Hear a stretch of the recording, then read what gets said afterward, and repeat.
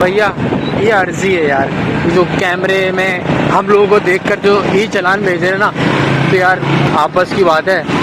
तनख्वाह बहुत लेट आती है और अभी तो बिल्कुल भी नहीं भेजना क्योंकि 500 भी नहीं है जेब में यार और कम से कम चुनाई चालान 5000 है। तो ये अंधेरे में जो है ना एक अर्जी कर रहा हूँ भाइयों, कि चालान भेजने वालों अल्लाह के वास्ते मेरी प्रोफाइल विजिट करो, मेरी शक्ल देखो, मुझे पहचानो। और इन दिनों में तो बिल्कुल नहीं करना यार, नंबर प्लेट भी टूट गई है, उसको भी लगवाने की पैसे नहीं है यार अब अंधेरे से रोशनी में आ जाए ना तो देखिएगा यार, सिर्फ ये नहीं बेबसी भी देखिएगा। ये देखो रोशनी पड़ी, एक्सप्रेशन नहीं मिलेंगे ना, म्यूजिक लगा के, गाने लगा के।